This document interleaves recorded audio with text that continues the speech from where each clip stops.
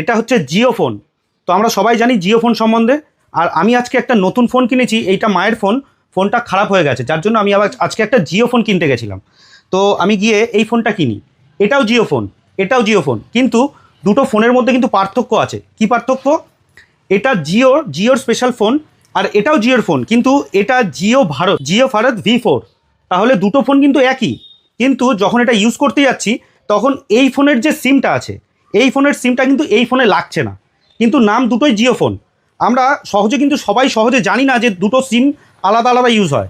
আমিও জানতাম না। আমি যখন কিনতে গেছিলাম তখন আমি এই ফোনটা দেখে এই মডেলটা পছন্দ হয়েছে বলে আমি এই মডেলটা কিনেছি। কিন্তু পরে দেখছি যখন এই সিমটা আমি এই ফোনে লাগাতে যাচ্ছি, তখন এই সিমটা এই ফোনে কোনোভাবেই কাজ করছে না। উল্টে বলছে যে এই ফোনের রিচার্জ আলাদা, এই ফোনের রিচার্জ আলাদা। এই ফোনের রিচার্জ অনেকটা কম, এই ফোনের রিচার্জ তুলনামূলক অনেকটা বেশি। এই জিও 4V ফোনটায় যখন আমি সিমটা লাগালাম তখন কিন্তু আমাকে রিচার্জ প্ল্যানটাকে আলাদাভাবে রিচার্জ করতে বলছে। মানে এই ফোনের যে রিচার্জ প্ল্যান 90 টাকা রিচার্জ প্ল্যানটা এখানে হচ্ছে না কোনোভাবেই। তো সুতরাং জিও ফোন সম্বন্ধে অনেকেরই অনেক ধারণা আছে, কিন্তু আজকে যে ধারণাটা আমি তোমাদের দিলাম, আমি এটাই বলতে চাইলাম যে সব জিও ফোন কিন্তু সমান নয়। সব জিও ফোনের সিম সব জিও ফোনে লাগে না। তো তোমরা যখন কোনো জিও ফোন কিনবে তখন দোকানে গিয়ে অবশ্যই বলবে যে তোমার ফোনে যে সিমটা ভরা আছে সেই সিমটা যেন তুমি যেই ফোনটা কিনছো সেই ফোনে যেন সেই সিমটা সেট হয়, আর তার রিচার্জ প্ল্যানগুলো যেন অ্যাক্টিভেট থাকে। এটা অবশ্যই মাথায় রাখবে।